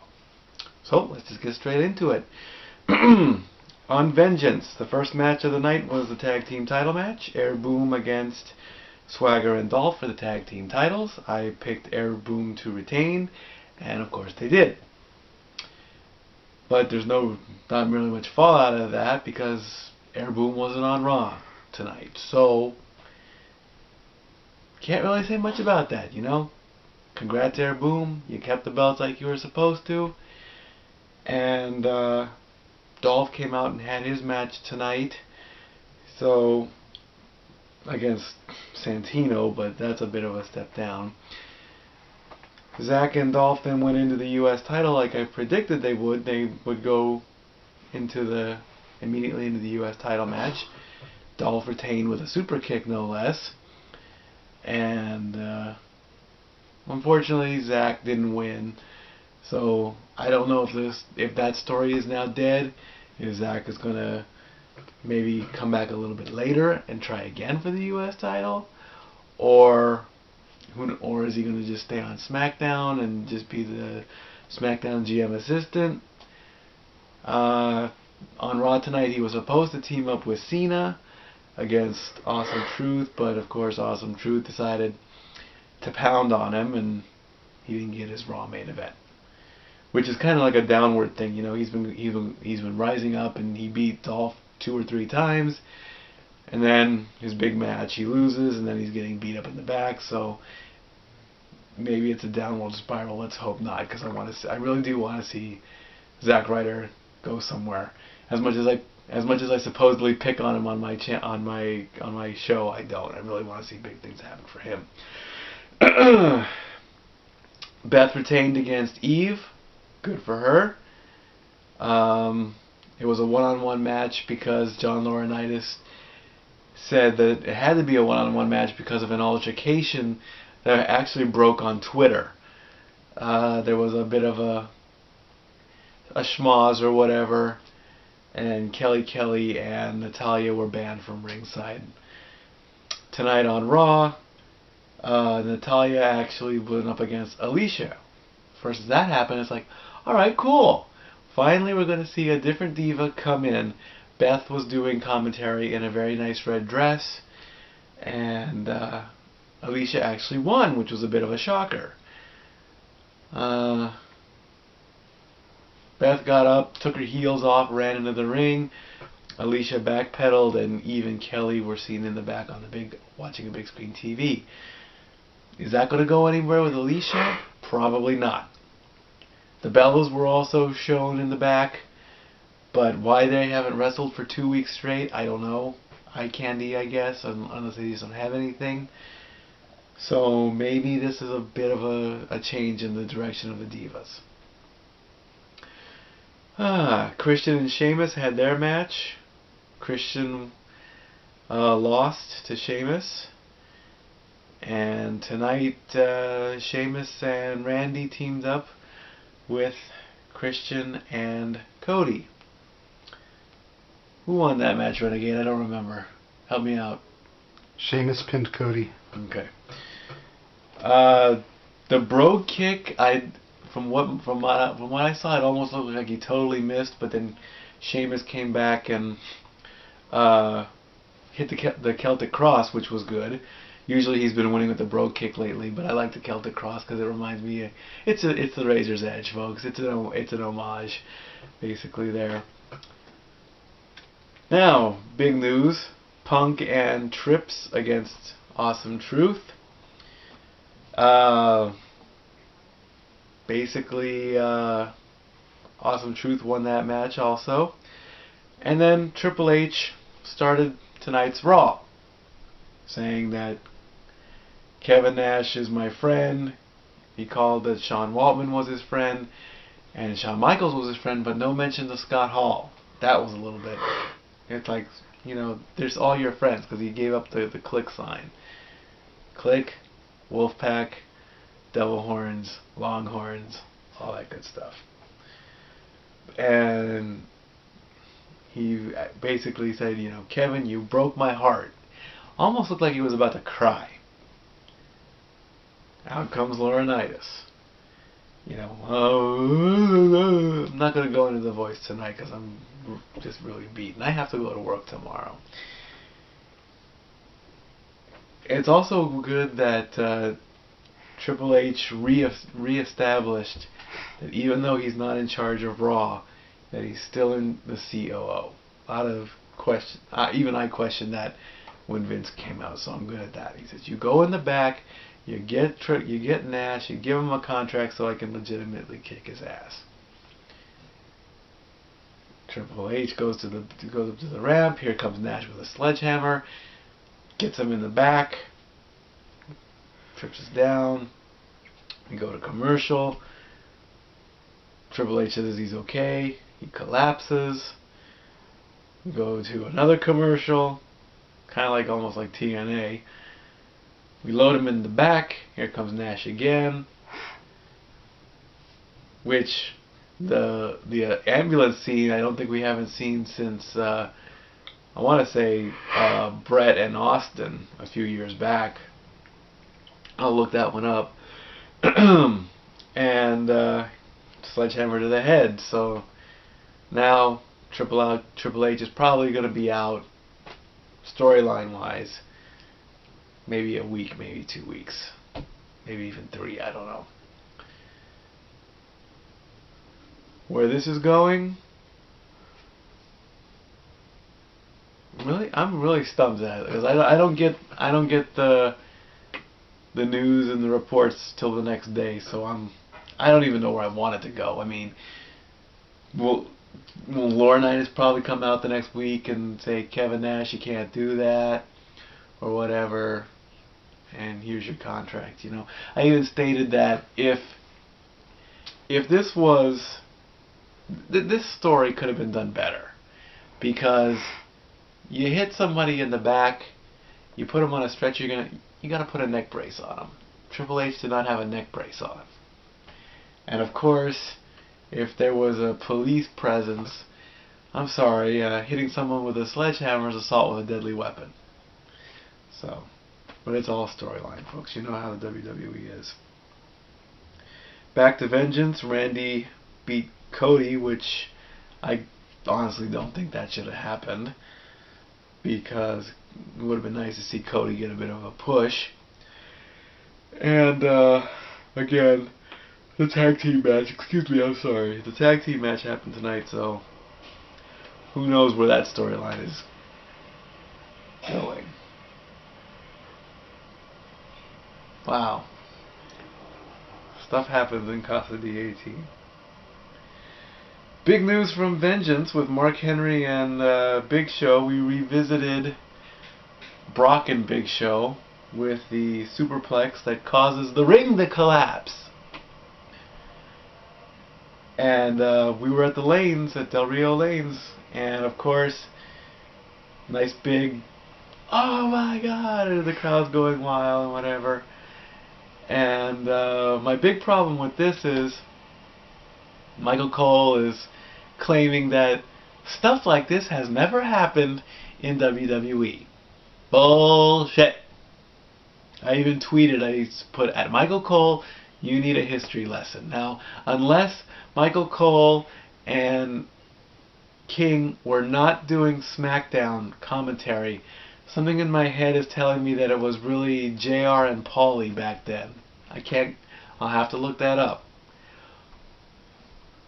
If Michael Cole hadn't seen it, then he has a bit of a very small defense. He's never seen it. But we, as the WWE Universe and the WWE fans, we have seen a ring collapse, break, fall apart, top rope smash, falls to pieces, people go through it, rings that we've seen stuff happen to the ring. So it's no big shock. If you've never seen a ring collapse before, it's a pretty interesting sight. I've never seen it. I've seen it happen once at an indie show. when there was the greatest battle royal in history. And of course, they both got they wanted to cart both of them out, Big Show and Henry. They carted Big Show out, but Mark, being the tough, strong man that he is, he decided to walk out on his own.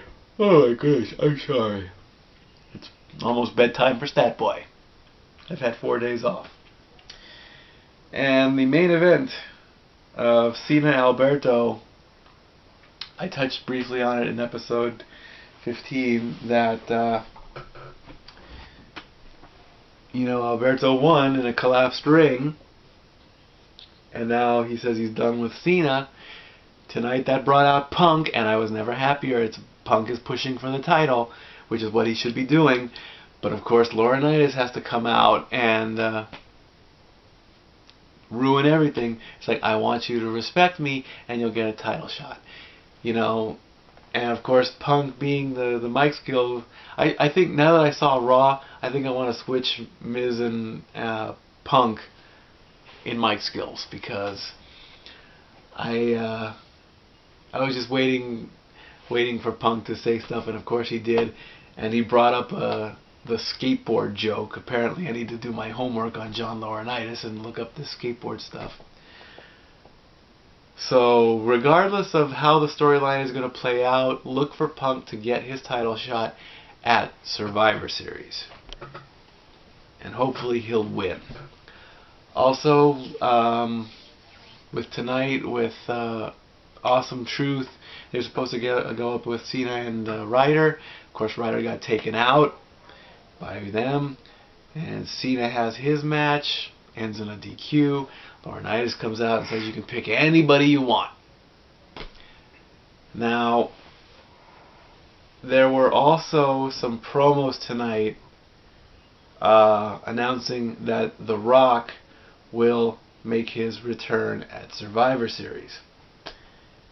So, as soon as he said, wait a minute, I can pick anybody, honestly, I would have wanted him to pick, it may sound stupid, but he should have picked Laurinaitis.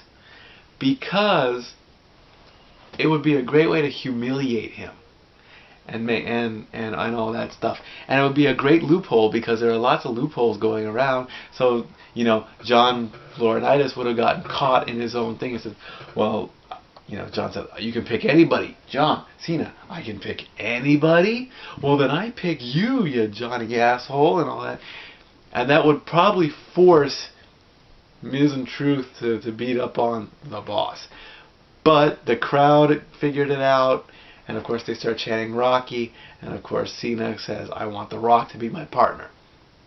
Now, the marketing people may have goofed a bit on this one, because they were promoting that The Rock is going to make his return.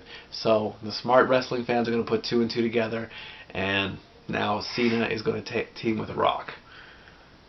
I'm hearing, or I'm thinking, that next week with the Halloween, they also promoted the Halloween episode, which is going to feature the Muppets.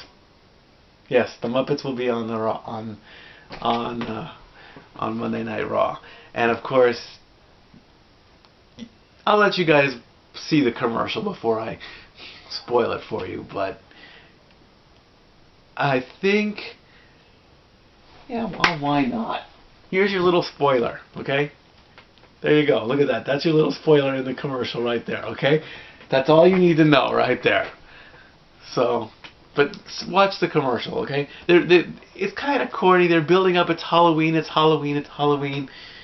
And the Muppets show up. So, I think Rock is coming back on the 3 hours special that's coming up. So that is next week, or is that 2 weeks? That's probably in a couple weeks or so. So, and it's about damn time The Rock decided to come back, because quick prediction for Survivor Series. I don't think they'll get along, and they may start to push to WrestleMania early. So, there's my fallout from Raw and my results from Vengeance. We've got 4 weeks until Survivor Series. There hasn't really been any build-up for the traditional matches is yet. Huh? What do you say? Nothing? Oh, I thought you said something. Okay, good. Which is kind of getting me worried. It's like, there better be like one or two Survivor Series matches, or maybe they'll probably even do Raw versus SmackDown. They gotta stop the super shows, that's for sure. And that is pretty much it for the show. Again, I'll throw out the plugs after the bell. Dad's on Wrestling, Renegade of Wrestling, and of course me, Stat Boy Rants. And also, I hear there's a Twitter poll as to what epic show you want me and my brothers to do. Do you want the top 100 greatest artists of all time? Or do you want the top, how many? Was it 40? The top 100 hits of the 90s. So, all-time artists or 90s. We'll make this a legitimate poll. Answer me on Facebook, answer me on YouTube, and answer me on Twitter. And whichever one has more votes, that's the one we'll do. Alright, so I'm leaving this one up in your hands. Either way, it'll be probably another 9-part episode, so get prepared for that. I wouldn't mind if we have different combinations of people. Like it could be me, Renegade Bruce, me, Renegade Jeff, me, Jeff, Renegade. You know, maybe we can get some Skype people in. If you guys have Skype, you know, you can add me on Skype. And I wouldn't mind also if I can find someone to play a guitar and maybe in the back cover the artist, which is okay. You can do that on YouTube. You can cover a song on YouTube and they won't take down the video. You can't really copyright the song. I mean, like, I can't put up a Katy Perry video or a Miley Cyrus or a Metallica or Nirvana or Judas Priest or anybody. I can't just put the video up without like altering it a little bit to the original. So, you know, maybe we'll go with that one. So that's what's coming up as far as episode 16. We're done, and Statboy is out. Good night.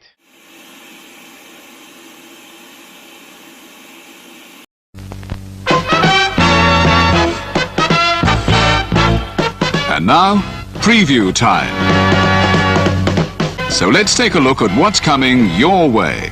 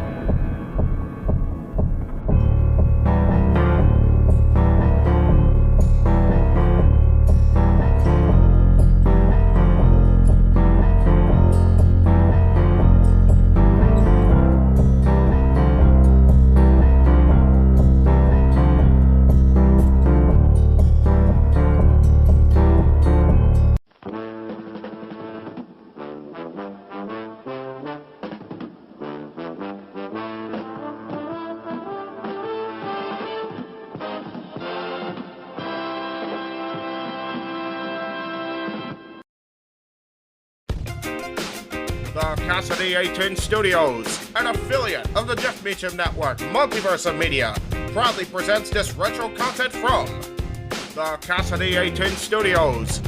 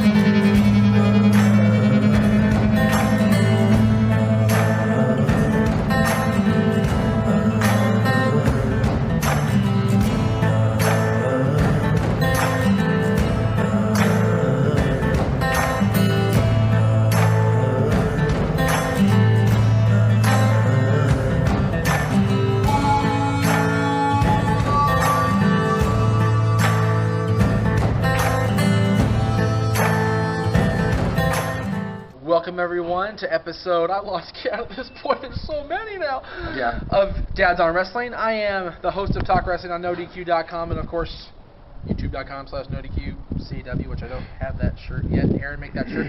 Jeff Meacham, joined by the Renegade of Wrestling, J.J. Williams. Yes. And we're here today to discuss the best moment from January 1st, 2001 through December 31st, 2010. That decade of professional wrestling. So basically we're looking at the 2000s. Yeah, we were asked the last 10 years, but, you know, some of these are being pre-filmed, if you will, so we figured we'd just narrow it down to that point. That's January 1st, 2001 to December 31st, 2010, just to make it easy.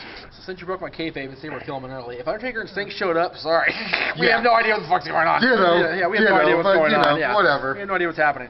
And but The Rock returning did make it under our belt, so that was good. Yes, but it wasn't my favorite. But it was a great moment. Yes. The Rock returning was the shit. That was. Anyway, but I'll let the rookie of the group go first, since I've got the. I'm flattered by the that, Jeff. experience of the Talk Wrestlings and whatnot. And I am very flattered. Very flattered. Now, is this the best in our opinion? Yeah. Or is it our favorite? That's the question we need to ask. Yeah, that's a good one. The question I was posed is the best moment in the last 10 years. Okay. So. Well, I'll tell you what. I will give both. Okay. You can give both if you want. You can give your opinion on the best. You can give your favorite, whatever you want to do. Okay. I don't know if I can come up one with the best. Mine is more of a favorite, but I do still think it's the best. Maybe it's both. Who knows? If it's both for you, that's fine too. I'll let you know once you're done talking if I've come up with the best one. Okay. If I've come up with the second one. Yeah, but anyway. I got 13 minutes, baby. I can go on. Anyway. My best favorite moment of those 10 years, however you want to slice it, right, was the ending of WrestleMania 20. Oh, yeah. March 30th, 2004, I believe. 20th? Oh, wait. Either mid-March or March 20th. Anyway, go ahead. Yeah, March 2004. Let's there we go. eliminate There the we date go. there. Yeah. The end of WrestleMania 20. When Chris Benoit, yes, he does exist, WWE, Chris Benoit finally won a World Heavyweight Championship. For more than a couple minutes. Yeah. That he wanted to win. That he wanted to win, exactly. Eddie Guerrero had just retained his WWE Championship against Kurt Angle, which everybody, I think, thought he was going to lose the belt to That Kurt. was the general consensus, yeah. Definitely. And they were able to embrace, in the middle of the ring, as the confetti dropped on Benoit, two guys that had been beaten down so badly when they were in WCW to where they didn't have any self-esteem left. Two guys that had been told from day one, you'll never be a world champion, you're too small, your style doesn't cater to the mainstream audience. And there they were, the biggest stage of them all, the 20th anniversary of WrestleMania, embracing in the ring both as champions. To me, that's the greatest moment in that 10 years. That is very indicative of the 2000s as well, because 2000 started off with both of them jumping to the WWF. Yes, it did. And it was capped off mid-decade. by them winning the World Championships that year, 2004. Okay. And then by the end of that decade, they were both dead. May they rest in peace. Now, we mentioned before we started that I was going to kick myself in the ass about yours, and you're right, I am, because Benoit Eddie, you're the shit, right there. I mean, there I you go. am wearing You're wearing Eddie the Guerrero on my Guerrero shirt for a reason. Now, get ready to kick you in the butt, because we guessed. JJ guessed Rock and Hogan for me for WrestleMania 18. I was like, that's up there, because it was the rebirth of Hulkamania. The Hulk still rules, and red and yellow. And anybody that knows this ginger knows he's a Hulkamaniac. Exactly. But if there's anybody I like more in wrestling than Hulk Hogan, I think I know where we're going with this. It's the guy who, over the course of 3 days, became a dual champion at One Night Stand and ECW on Sci-Fi. And that is the final great ascension of Rob Van Dam. That's right, baby. Rob Van Dam. Exactly. Yeah, post the picture that was on my Facebook for MySpace for a minute. He was going for one like this. I had him back to back. Whatever. I'm kicking myself for that one. Exactly. I should have thought if it wasn't Hogan, it was Rob. Right. I'm going on timeout for that one. Okay. I'm in the corner on timeout. All right. I mean, let's be honest. Rob winning the championship for me was not quite as, oh my god, a Mark moment as Miz's, because Miz is like us, dude. He was a Mark at first and whatever. Then again, Rob Van Dam was, he was kissing my man's feet when he was a teenager too. But Rob has always been the guy who, from the moment I started doing my shows, which is going to be my favorite moment, was the start of the audio video shows. But I forgot about Rob's moment, so I threw those in together. Okay. Rob has always been the guy who opened up his doors to us, was always very cool. You met him at the signings a few times at the store, numerous times. And it was always, from the moment he became television champion in 1998, it wasn't a matter of if, it was a matter of when he'd be the world champion. And we thought we were going to get it because the rumor was it was going to be him and Awesome in a series of matches, and then he broke his ankle. And I was like, fuck. And then ECW folded. We're like, oh, double fuck. And then he came to WWE and was pushed into the IC hardcore range and the tag titles here and there. But it's like, okay, when's he going to win the big one? And then he came back at the Rumble and won Money in the Bank. And I almost made a countdown clock on my MySpace. I'm like, okay, TikTok, dude, it's happening this year. Well, and before he came back at the Rumble, he came back at the original One Night Stand. And cut that beautiful promo. That even sent chills up my spine. Yep. Talking to Fonzie about, dude, you remember when I used to say more than dude and sweet? I know. Yeah, that was awesome. That was good. And what was so great about that was not only was it the ascension of Rob Van Dam and him winning the World Championship finally, WWE Championship, whatever you want to call it, winning a world title, was the brief, fleeting moment of the fact that we might get the original ECW back. Yes. And then, of course, Vince had to go, fuck it. Yeah, well. But it's Vince, so what are you going to do? Well, and it's also the way that Rob won the title. I mean, defeating Cena in front of a partisan ECW crowd. If there was any better time for Cena to turn heel, it would have been that night. And he did. Seriously. And he played heel for the night. Yes, but you know what? To give the sumbitch credit, he didn't go full heel. True. He didn't go against character. I'll give the fucking devil his due. Okay, he didn't break it completely. He played the bad guy to ECW fans, but you know what? He played a dumbass for the first 5 minutes. Kept throwing his shirt out there. It's like, dude, just put the shirt down and start the fucking match. Seriously. Almost better than Rob winning the title. I think that's the highlight of the match, is the fans continuing to throw the shirt back at Cena and him just not getting the clue. The angry black man wiping his butt with it and throwing it. Yes. Fuck you. Wasn't that guy Angry Black from the Howard Stern Show? I'm pretty sure it was the same guy. Probably. I'm pretty sure it was they were the same in New York. They were in New York, so there you go. Hammerstein Ballroom, baby. Yes. Which also, if we'd have gone back further than 10 years, the debut of Raw, but we're only going back 10, not 20. Maybe that can be a subsequent episode. We can do breakdowns of decades. But anyway, yeah. Rob's ascension, and finally, and not only that, but being awarded what he sought for so long, the ECW World Heavyweight Championship, and being a dual champion for, true, it was only 3 weeks because of the drug bust, but you know what? Rob said on my show himself that was the best thing that could have happened because it brought pop awareness mainstream. We got so mainstream that Damien Demento cut promos on me and Rob on his YouTube. Really? Yeah, you know that? I didn't know that Damien Demento Oh my God. cut promos on you. No. Damien Demento has a YouTube page. I'm going to give him a plug because God knows I got nothing better to do right now. And went on and cut down Rob for being so pro-pot and everything. He aired a clip of Talk Wrestling. Which probably shot your ratings through the roof. Shit, yes it did. Which is like, dude, motherfucker, who you messing with? Dude, this is Mr. TW. It's like, dude, you were a jobber on the first Raw fucking 15 years ago. What the And can you name anything else he's done? Like, seriously. Seriously. But he went to war. I shot back. This is during the whole Noah took over, no DQ thing. And Noah went on there and said... We won't get into that one. Noah went on there and said, you know, this is not an official statement of no DQ. This is, you know, Jeff being Jeff. And it's like, no, fucking back me up, you son of a bitch. You're an idiot. But anyway, Damien went off, and then I cut on him, and then he cut back directly on me. He called me a fat ginger fuck and a ring rat and everything. It was great. It was so great to have something that idiotic pissed off me. It was fun. But that spun off of Rob's ascension. Rob, you know, getting in trouble with the law and everything. But for that fleeting 3 weeks, all was right with the world. Because Rob was a world champion in ECW, WB. And that was the ECW when it was still ECW. Yeah. Before they...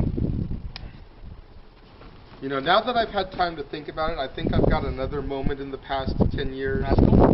I don't know if I'd say it's the best moment or favorite moment, but it's another one that really stands out in my mind, and that is 2002, the birth of TNA. Oh, yeah. The birth of TNA. You know, after Vince bought out WCW, and we had the monopoly for a while on wrestling, it was Vince or nothing, unless you were lucky enough to have a local fed on in your area. We did for a while. You know, it was Vince or nothing. Yeah. And then here came Jeff Jarrett from TNA to bring some competition back to WWE. And I know a lot of people out there are anti-TNA.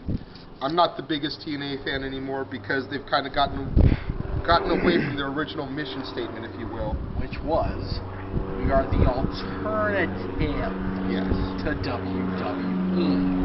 Yes, and all you got to do is look at their champions in the early days, and guys that WWE never made world champion and probably will never make world champion. More guys than there were in WWE in the first place, except for a cup of coffee, like AJ Styles, like Daniels, like Joe, like any of those guys. And the problem is, they got so competition hungry and wanted to overtake like WCW did.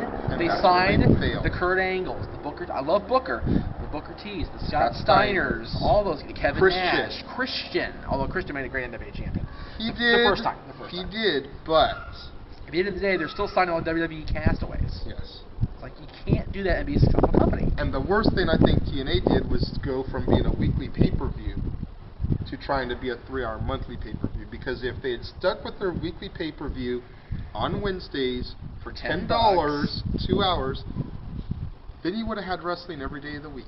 Well, Monday Raw, Tuesday NXT, whether it was on Sci-Fi or now on .com. Right. Wednesday TNA, Thursday Superstars, Friday SmackDown. Right. You would have had wrestling every day of the week. Saturday, catch the NWA Championship Wrestling from Hollywood Replays. If you're out here, and then Sunday, the pay-per-views if they're out, once a month. Twice a month if you have to. Yeah, sometimes twice. Twice, yeah, for WWE, yeah. That would have been the way to go because their product was good enough back then to warrant $10 a week. True, but they weren't making money off that. That's the problem. And I having been around TNA from the birth with Mike and I, Mike Nagel, not Mikey, Mike and I, Mike Nagel and I, they needed to be making money hand over fist, and they just weren't doing that. Yeah. They were getting killed on buy rate because they were spending more to rent the fairgrounds out than they were to make pay-per-view than they were to get pay-per-view revenue. So they had to do something. And granted, they could have kept the weekly pay-per-views and done like a pay-per-view, you know, a big one, you know, once in a while. Yeah. Like WCW used to have like the Clash of the Champions. Right, they could have done a TV do a thing. periodical Clash of the Champions style pay-per-view, you know, maybe 4 times a year. Right. And still brought that revenue in. Right. But just our thoughts. Hindsight is 20/20. We've got glasses on. We can see better than most people. This is true. It is what it is. I don't know. My new ones still haven't come in yet, so I'm still kind of blurry. Shit. You know. I hate that. what do you guys think? Let us know. You know, hit Jeff up on his Facebook page, Talk Wrestling Host. Yes, sir. Hit me up, facebook.com/JJWilliamsWrestling. Let us know what you guys think. We're clamoring. We want feedback from you guys. We know y'all are watching. We can see the views on YouTube. Yes, and next we week... want feedback. Next week, if I'm not mistaken, starts the countdown. Am I right? Yes, next week. Actually, no. No? We already passed it. We did? I'm tired. I think that Edge Bear got you a little bit better than we all originally thought. We're having relapses. I was thinking countdown to the next pay-per-view, whatever that is. Whatever. Anyway, all right. For Dads on Wrestling, I'm the Renegade JJ Williams. Mr. TW, Jeff Meacham. We'll see you next time.